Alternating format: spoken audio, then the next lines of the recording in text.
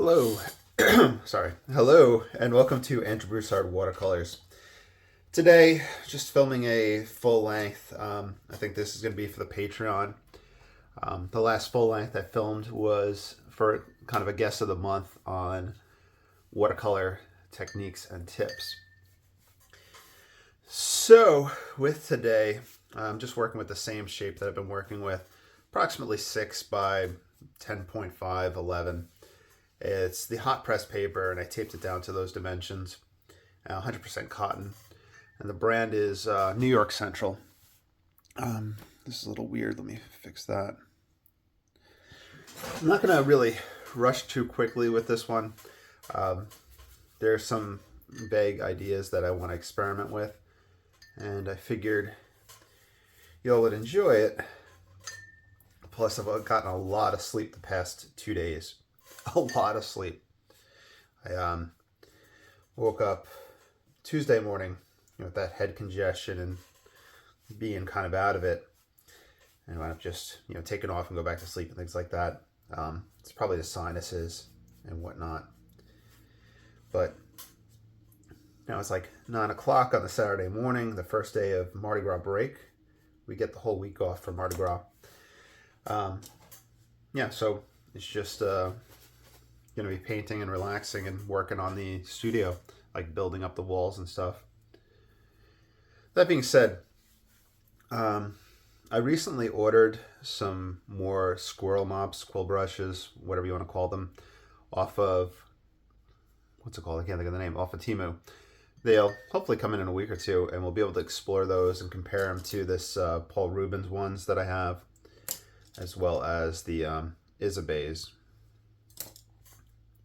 So let's see. I want to play around with blues, but then feed some colors into them.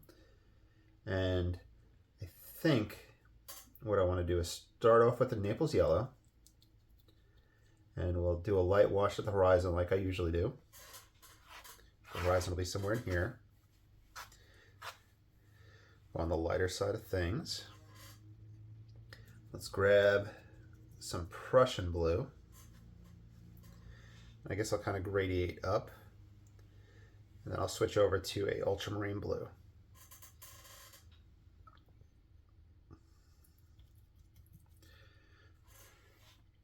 Just going from the yellow to the green to the the greenish blue to the more reddish blue.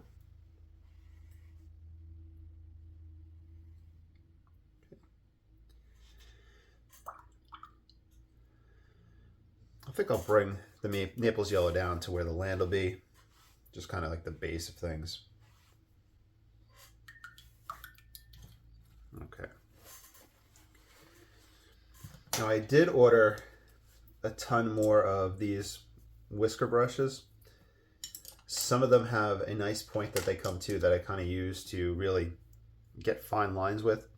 Some of them do not, so I think it'll be worth filming a video experimenting with cutting them to see if I can get the fine point that I want. Let's see. They come to a fine point, both of them. But this one has just this little like kind of cowlick type hair end at it that I can use very lightly to get that point happening. I also wanted to look into some maybe grayish clouds into this type of sky. One thing I was pleased with the results in the past was taking the quinacridone burnt orange and just loosely putting that in.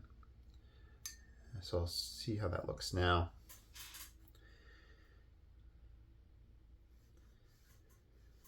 So it's going in orange, but I don't think it's going to dry like that orange. It's going to kind of just mix and match with that blue. Let me bring some of this down.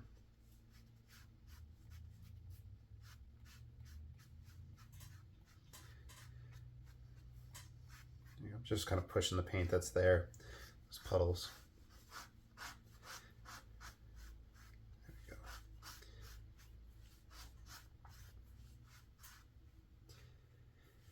we go. Now, I never really dedicated much time to the skies with the watercolor painting. usually for the most part, my thing is put the watercolor sky in, wet and wet in the beginning, and then kind of leave it. And that's probably going to be the plan with this one. However, I want to kind of pick at it and think of some other ideas. One thing that I was thinking about is that if I have these clouds in the distance, and as we come up higher in the sky, I would think that there would have to be like a shift in the color that would take place, so that we just don't have that exact same color repeating in those clouds.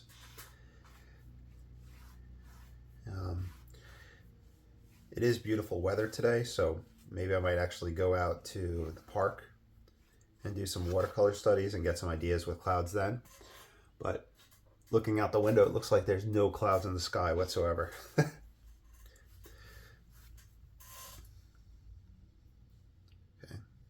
so this is the quinacridone burnt orange still.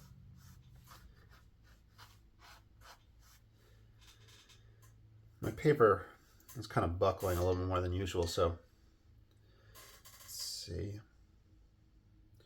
I have a gray right here, the buff titanium gray. Let's just see how that is as a convenience.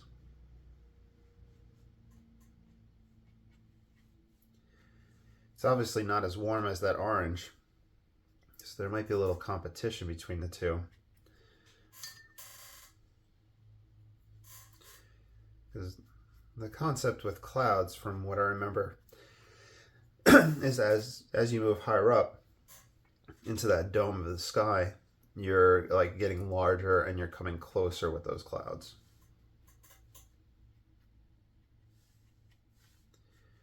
I think some people mix burnt umber into their ultramarine as a potential cloud dark.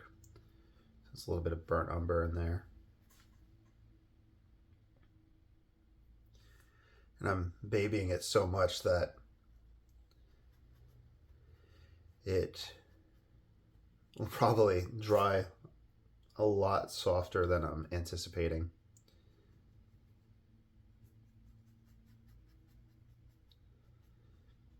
But that's the whole point of exploring and, learning, to see how we can do these type of things. And I always encourage being bold and taking chances. But when it's like the first 2 minutes into a painting, it's can make things a little difficult in the long run. Meaning that it would encourage a lot of looseness later on in the painting if I didn't enjoy the sky and a lot more experimentation. But I'm looking for solutions right now. It's just lifting a little bit out.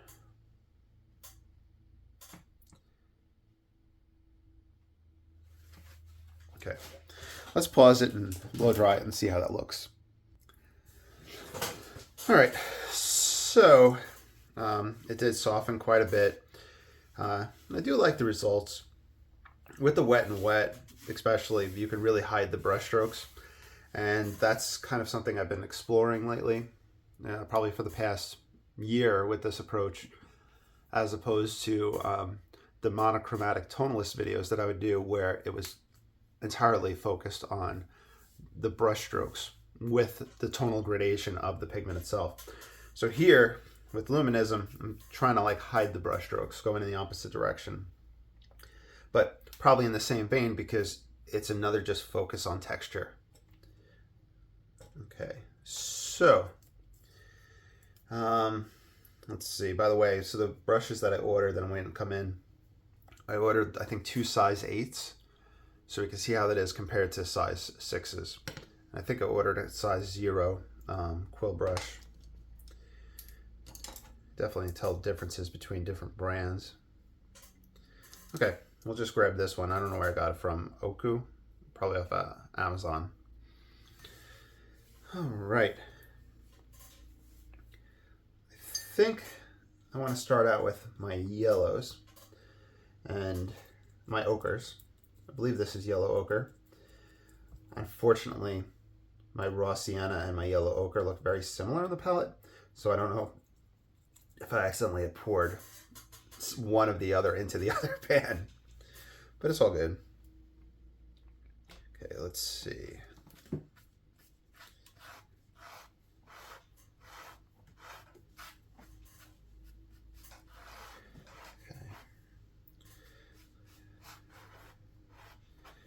That's my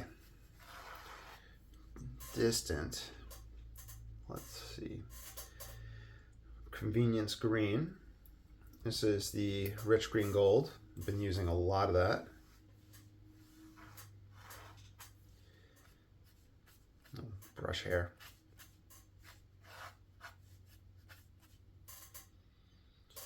Let's go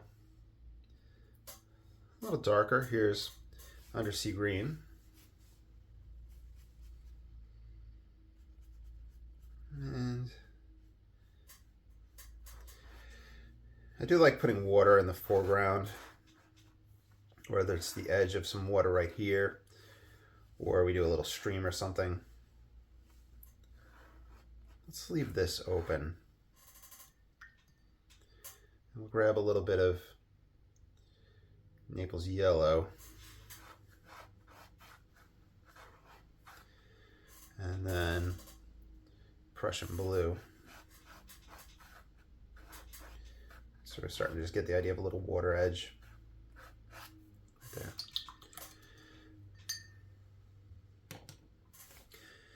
there. All right. I'm going to grab the thin Chinese brush with some Naples yellow. I'm going to feed that right along that back horizon.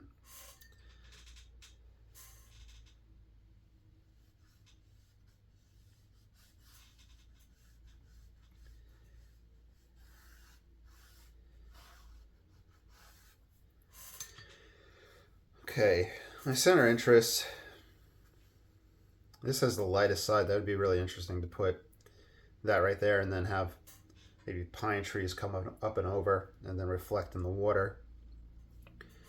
So what I'll do is grab some of that yellow ochre, just go into the background a little bit, and just create some background trees. And I want it to just get lighter over on this side. So I'm going to transition to dark. So that's one of the things I've been really focusing on is left to right, up and down, gradations of color and tonal value. To not have that same color or the same tonal value all the way from left to right, have the changes take place.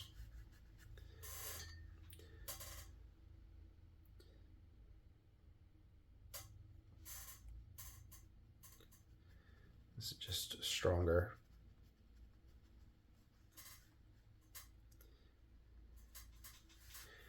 The watercolorist in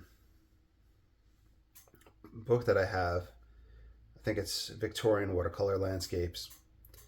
I believe the artist's name is Hines, last name, and I did some studies on him whenever I started switching over to this type of approach.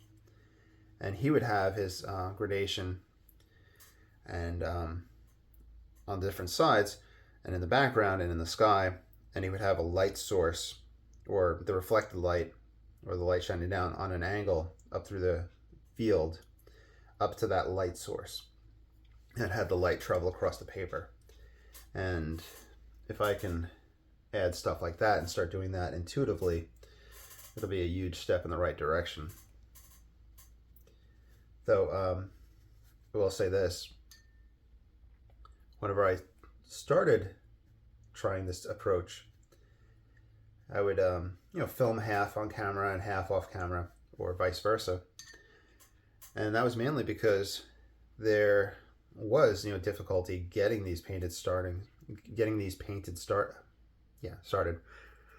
as I was exploring how I wanted to do different things. But the confidence builds up So if you ever feel uncertain or you're looking at a blank piece of paper, you know, it'll get there.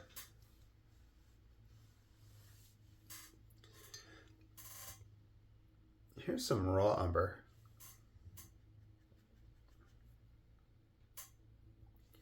And I just got to be careful. I'm feeding wet into wet, and you really want to have more pigment than water on your brush, or at least more water on the paper than the water on the brush, or you start getting the cauliflower effects and all those different things start happening.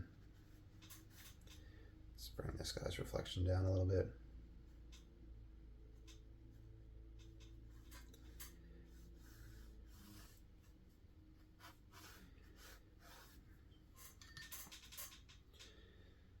Okay, so here's my light source. So I'm gonna actually try to do what I was talking about.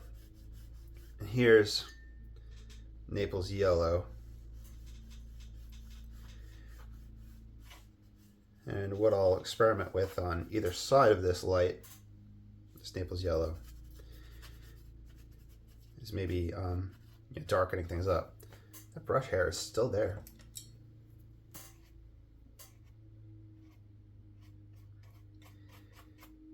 No. There we go. In fact, let's use the paper towel as well to pull out whiter spots. It's still wet. We could always re-wet it and lift stuff if we need to. You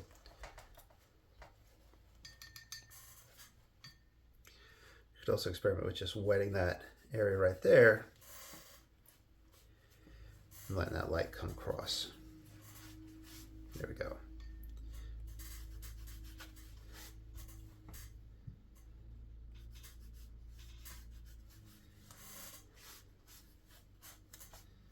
There you go. We get some interesting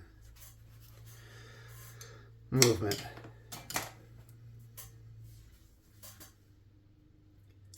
Rich green gold.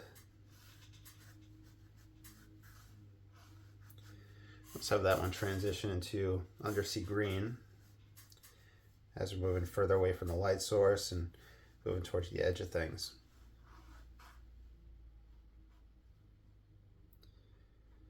Maybe some trees that are a little bit closer and catch that green.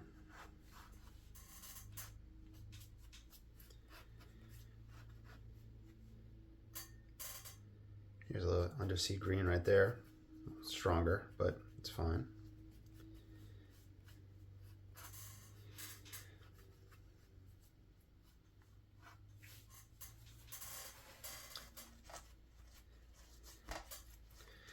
And I really don't want, or at least I've been avoiding, harsher transitions.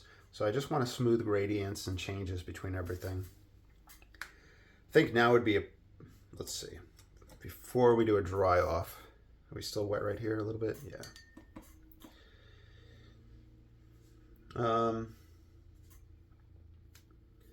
So I'm probably going to reverse the pine tree image that I have that I'm looking at. And therefore, I'll just take a little bit of a brown. So this is just my raw umber. And we'll put that in because I'll have a tree line above it. So just kind of anticipating tree reflections.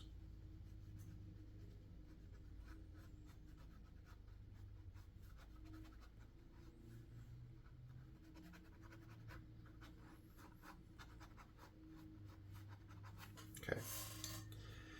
I'm going to pause the camera with a dry off. All right. Tried enough.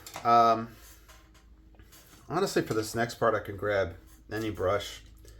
I've done it with the small quill brushes, done it with the small round, and I've done it with the small Chinese brushes.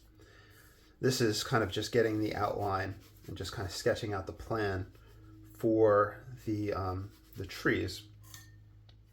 I think I'm going to use this guy just so we can get a variety of tools being used from video to video. Okay. I'm going to start off. Here's gold ochre. I'm going to use that to map it out. And I want my tree line to come down to about here.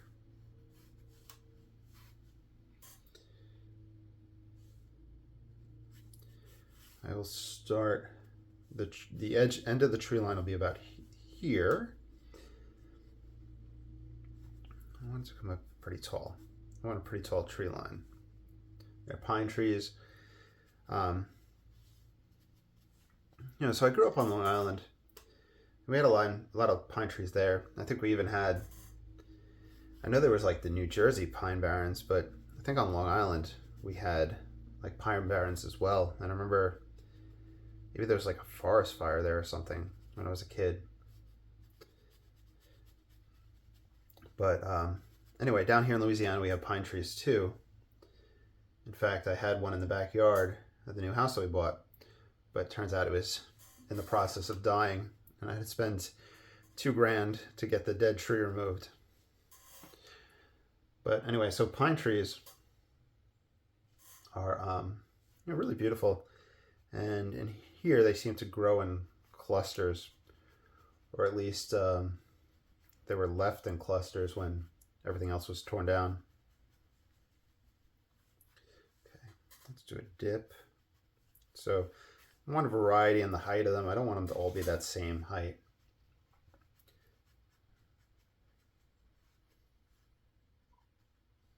There's a little one popping up behind this. And if you're looking at a photo and they look like they're all the same height, you know, just start varying them.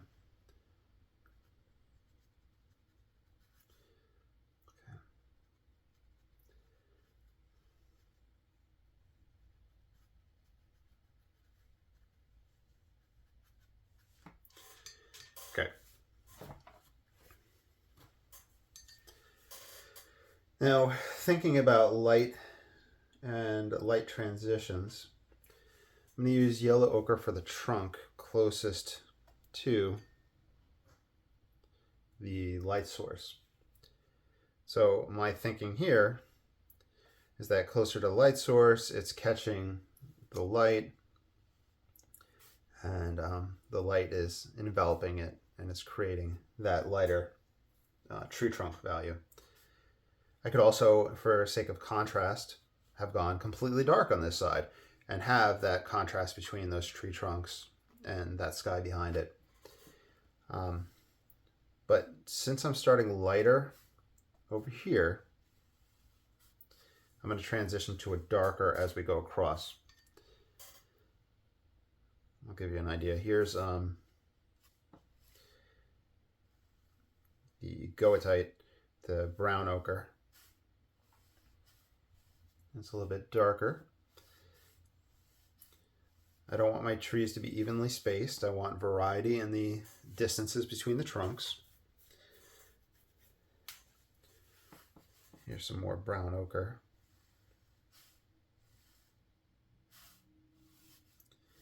And we're just getting like the verticals in place. We could switch over to something slightly darker.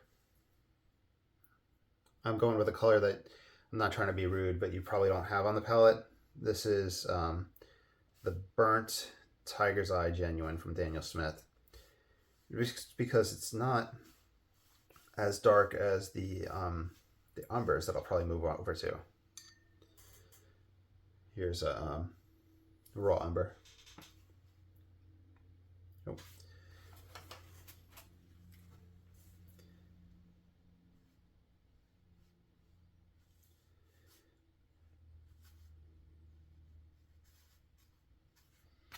Just getting little ideas down there. Use my finger to smear it because I don't want it to, you know, be too exact. Let's go around this tree. My picture doesn't have yellow in it, but I'm going to use a yellow. This is the Hansa yellow.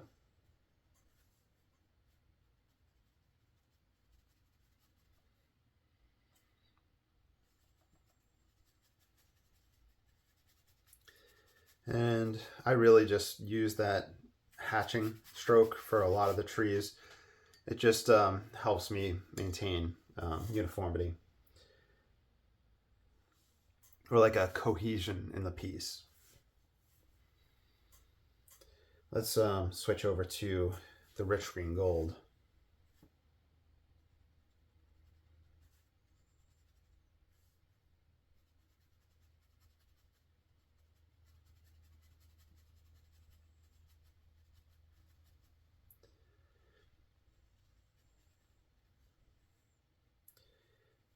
Down some below.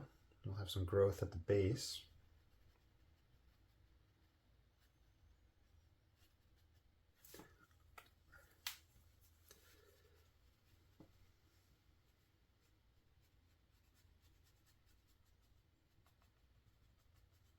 Okay.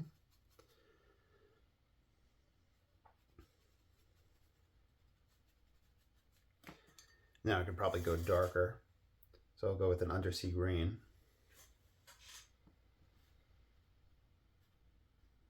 Let's see.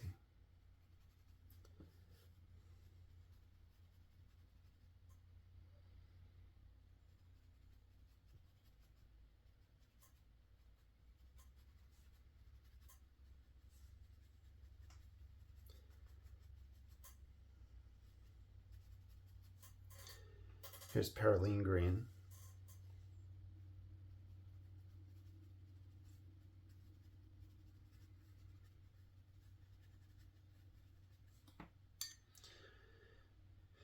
Back to undersea green.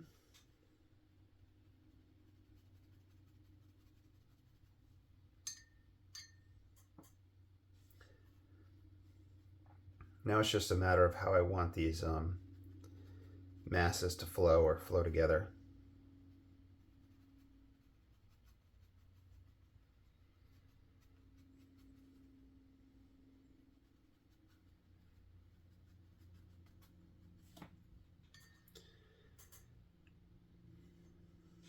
Okay.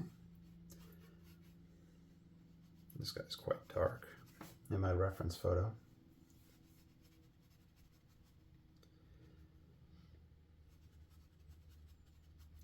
And it's more a mass of trees where that spot is, and going back into the picture plane, there's like a lot of tree trunks coming up. So that's the tree trunks are what I'm going to really have to focus on and resolve, I think.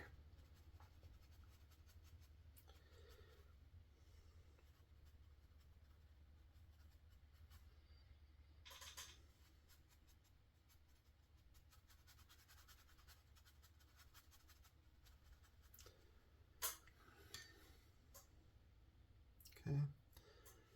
And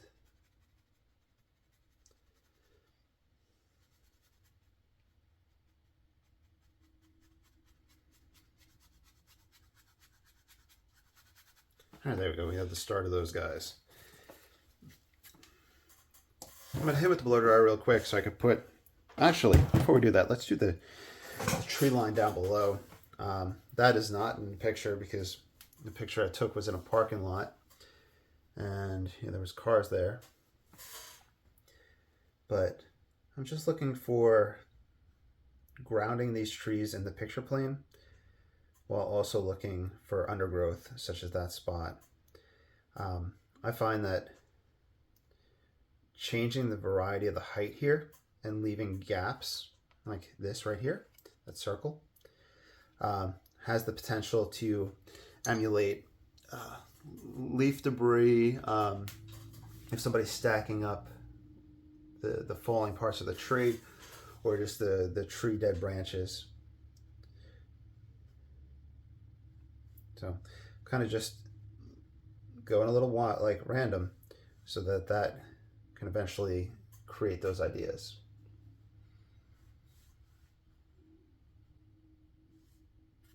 Okay.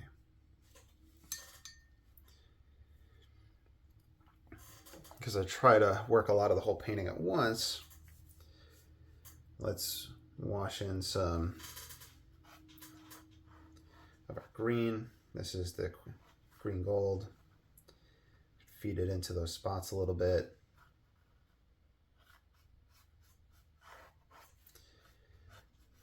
Bring a little bit of that color down into that water.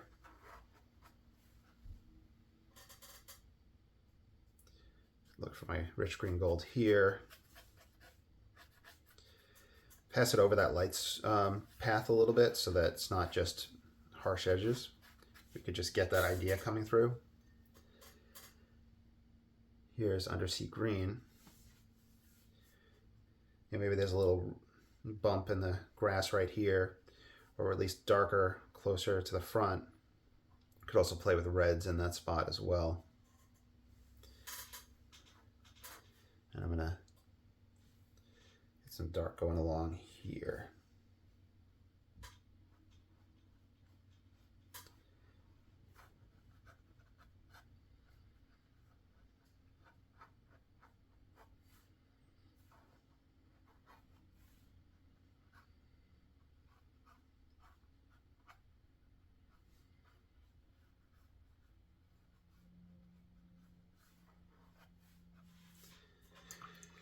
Okay, blow dryer time. All right, so we're 30 minutes in, which, you know, usually I think we'd be a little bit more progressed with the painting at this point, but I am really taking my time and trying to explain almost everything that's going on. All right, so I'm going to look back at the tree trunks, and this is Van Dyke Brown. So we established that I'm going to want darker tree trunks away from that light source. So I want to think about how I want to symbolize these pine tree trunks. And like I said, they're quite grouped and clustered together.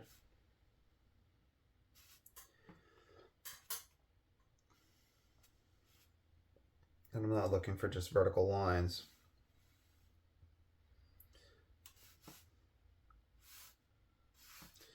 Now this tree, the foliage itself, let's grab some Perylene green, and we'll darken him up more, being further from the light source.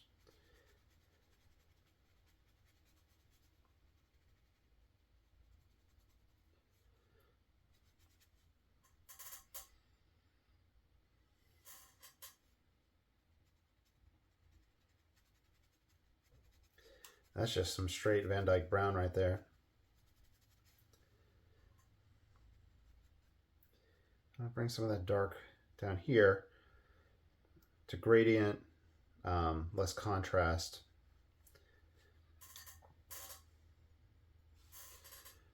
We can even play with kind of dotting in and seeing if we like that effect.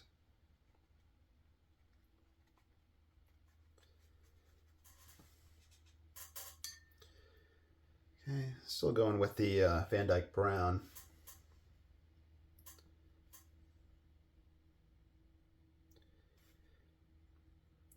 The thing about this brush is if you put a slight bit of pressure, it starts to widen your line. So you can really get a lot of variety with the line, but of course you want to be careful because you might not want wide lines, obviously, if you have distant tree trunks.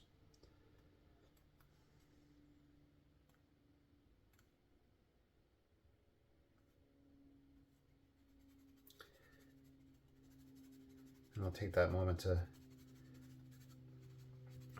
put more in.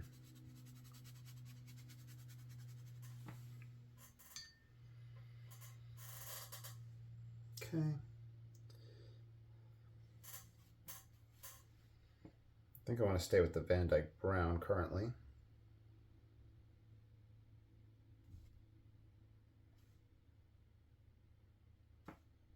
Letting that trunk go in and out of foliage. Put a little wild one that's kind of tilted over.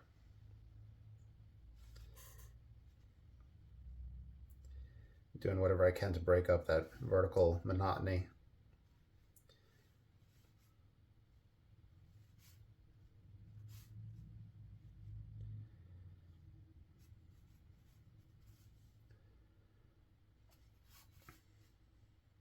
We do have branches that come off, so I think I might want to leave a gap right here and start on this next one.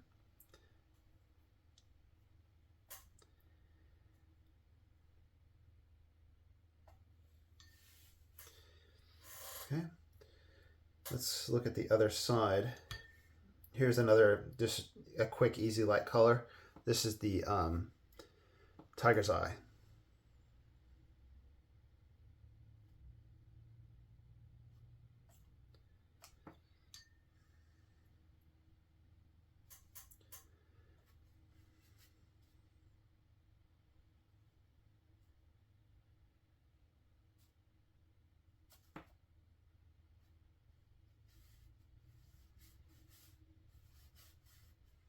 Yeah. And we don't have to get it done all in one go, especially if you just don't have the fortitude for sitting there doing that. That's probably another reason why I like to work the whole painting.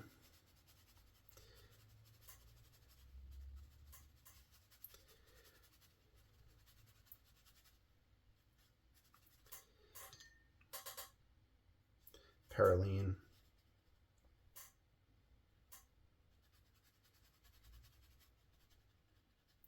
Let those two groups kind of merge.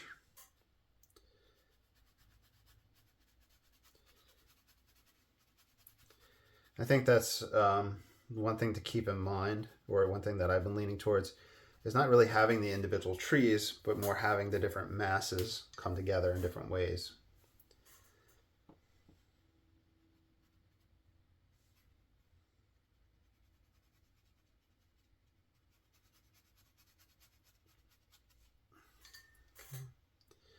Undersea green.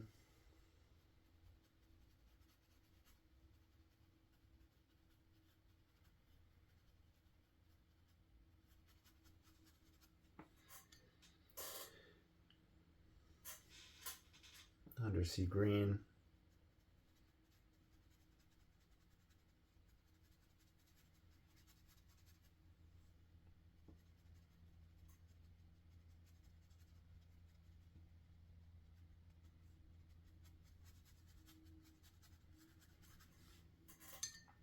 Okay. Let's use Paraline mixed with alizarin crimson for a convenience dark.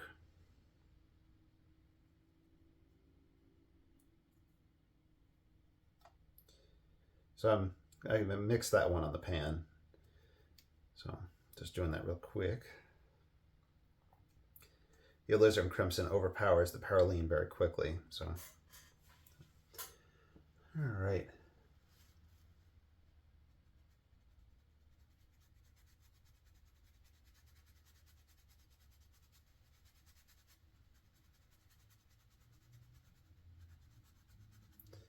Get a little bit more of a dry brush effect.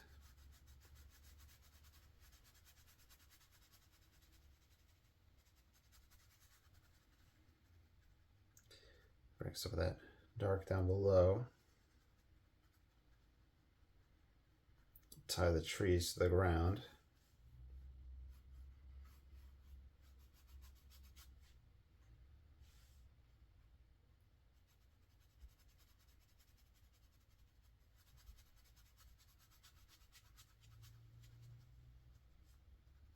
Bring that down below again.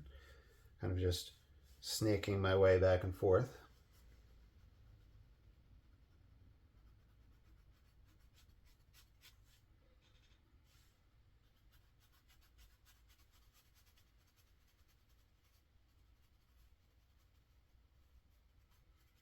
Okay, this guy is matching the height of this one, so I'm gonna have to raise this guy up.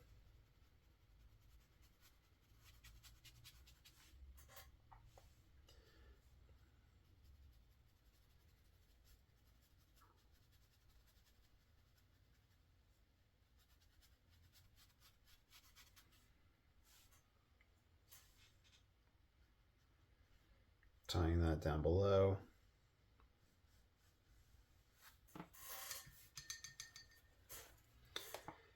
I'll do a dry off in a moment just to see where it's all at, but I'm gonna wash some rich green gold.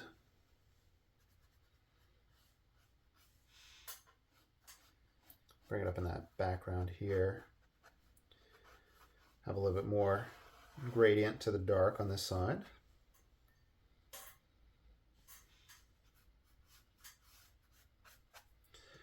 A little bit of water just to move those harsh edges. It wound up becoming more of a path than just light kind of shining, but I think it still works.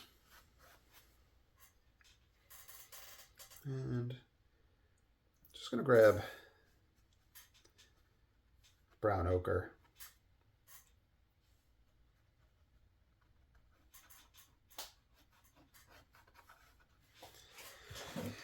All right, I'm gonna pause the camera and do a dry off. All right. Grab this guy. I'm going to look around the edge of the trees. I'm going to go with green gold on this side. The Hansa yellow might have been a little too light, but now I'm just looking for the branches that can't come out.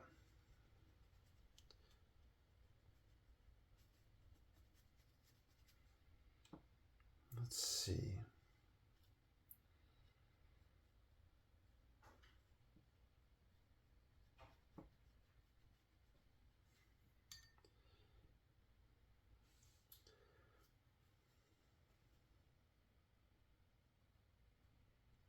Kind of dotted in a little bit like we talked about on this side some.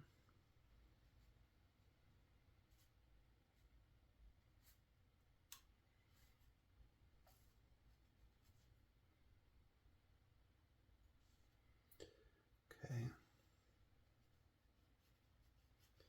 Green gold still.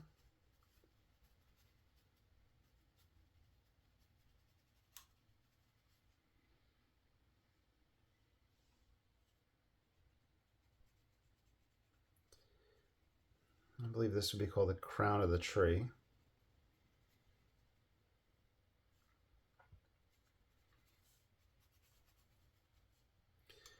And I'm going to switch to undersea green.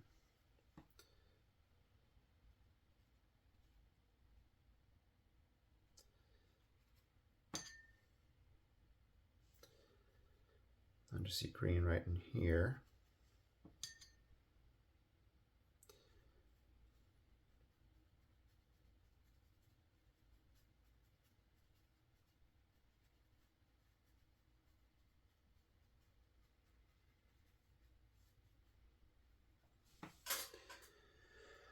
Okay. This guy's definitely on the darker side.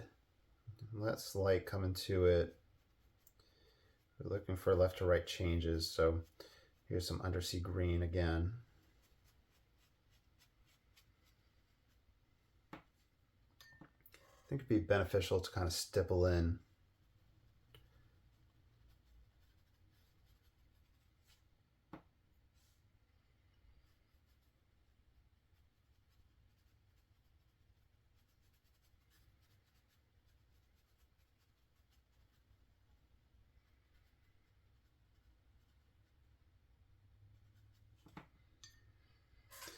All right.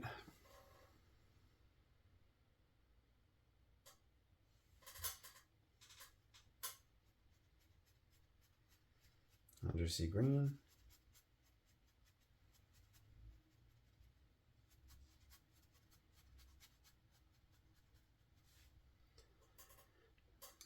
And some more undersea green.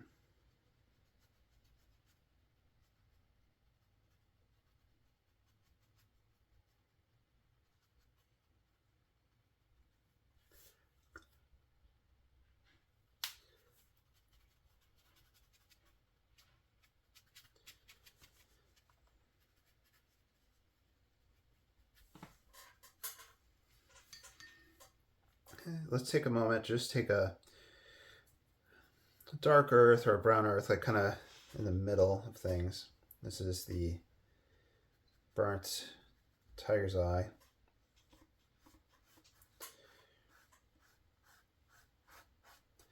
And I'm going to exaggerate the gradation from left to right by darkening this stuff up more.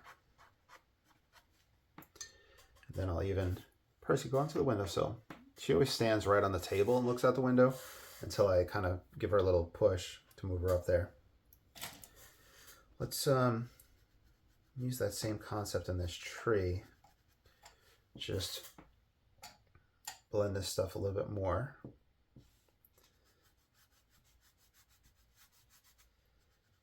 Yeah, pulling out the lights that are going through them, just so that this side has more of the contrast.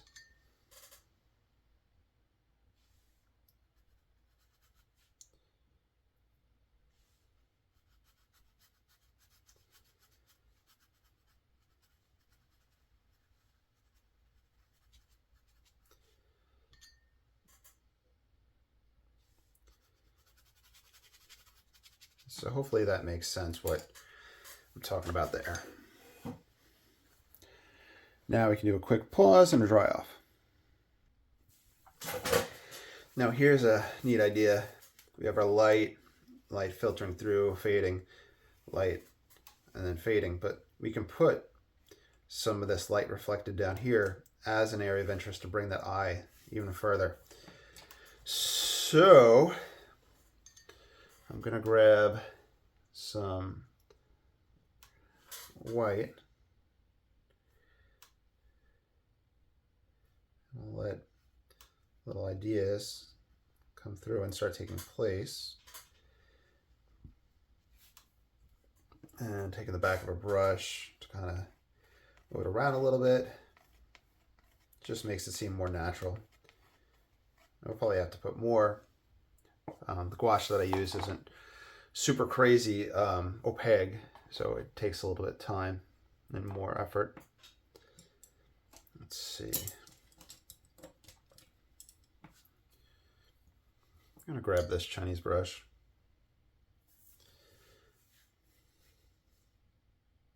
Let's see. What do I want to do? Rich green gold.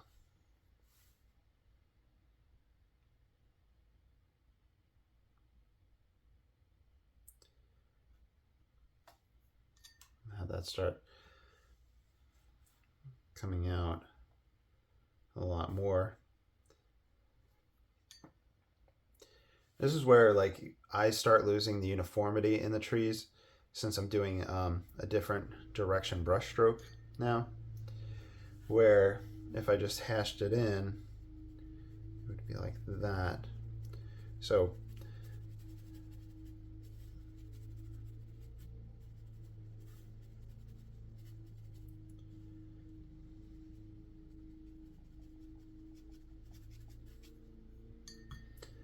there we go. Some more green gold right in the middle. And then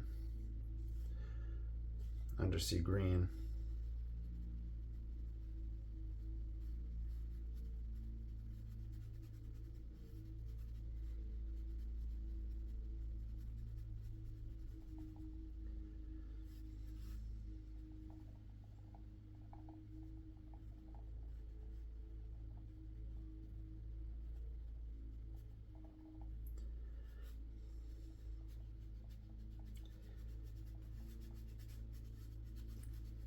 Sorry, I'm not talking much. I'm just kind of thinking.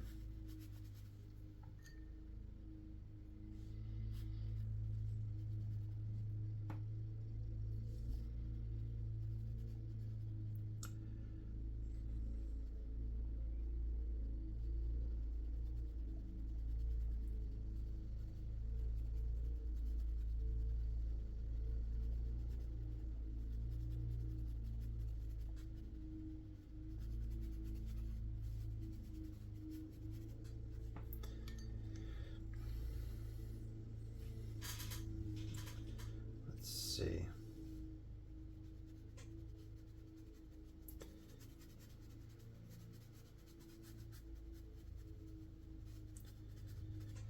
Just a little bit more life with green over these.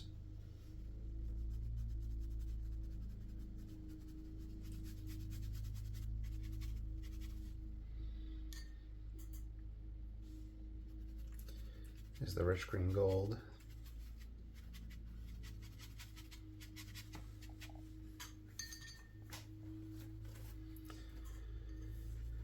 Let's grab Perylene green.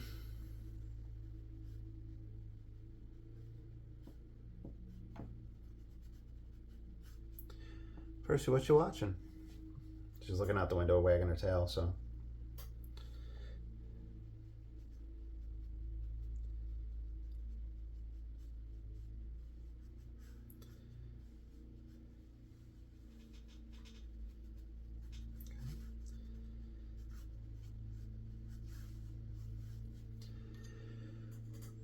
What I can do is jot little ideas down for the most part it's random, but it'll hopefully read as different movement in the grass, in the field.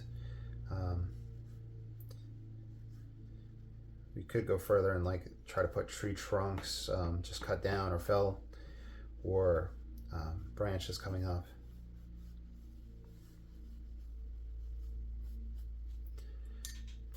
Let's bring texture ideas on this side too.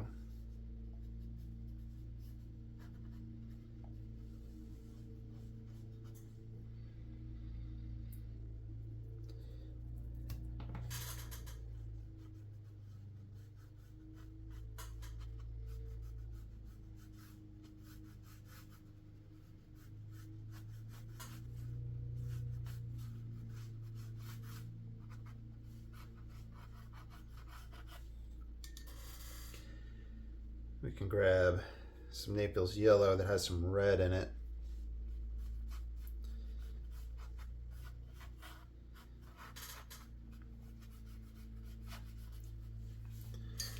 Let's do a dry off.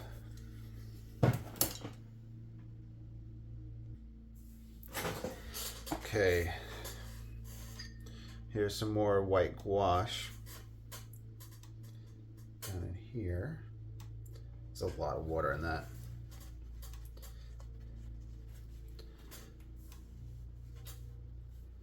So I'm just trying to reconstitute and grab more pigment than water.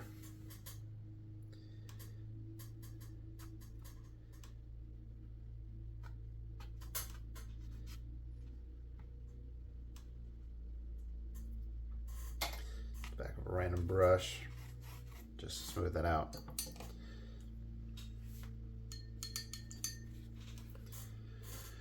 I'm going to take the white gouache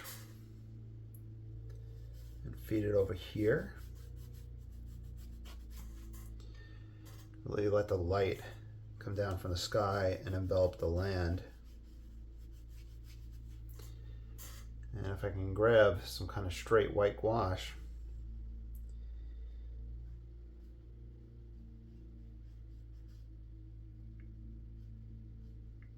and put some of the field glow that we would see behind it.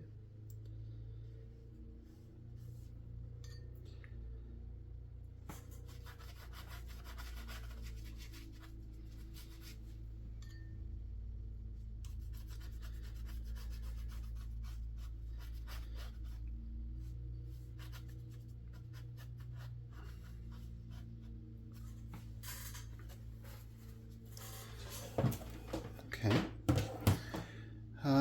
Let's see, tree trunks.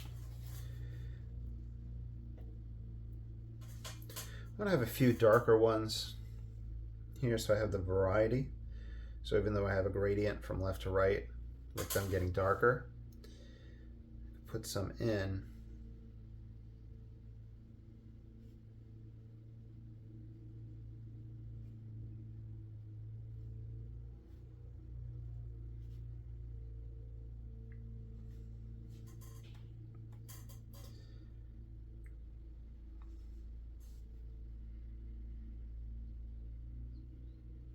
So the other ones fade and you have just a sense of depth and you have different tones.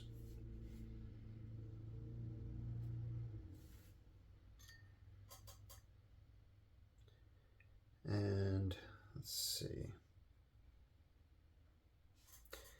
I think in a moment I'm going to wrap this video up and I'll finish it like on an upright easel. So it'll just be kind of like little nitpicking type things.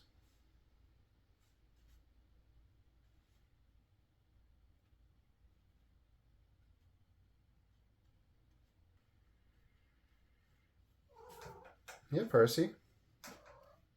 I know.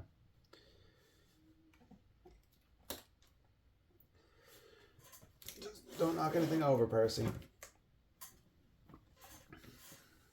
She knocked a whole bunch of brushes the other day.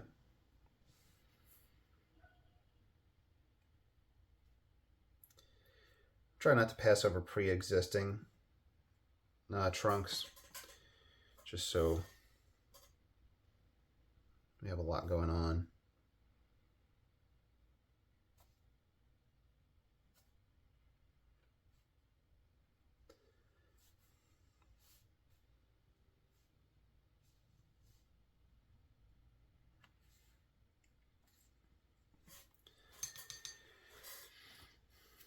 actually.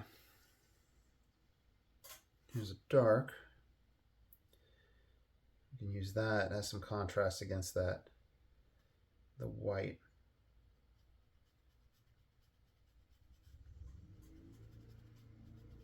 You can bring that dark up into that tree right there.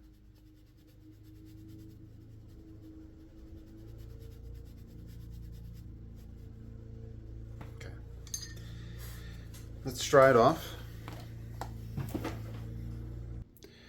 All right, so there we are. I'm going to leave this. I'm going to stop this video right here, mainly because I just want to do a little bit of small, fine detail stuff, see what I can do on the easel if there's anything I want to change. So thank you for watching. Thank you for supporting this channel, and let me know if there's anything you want to see. Y'all take care and have a great day.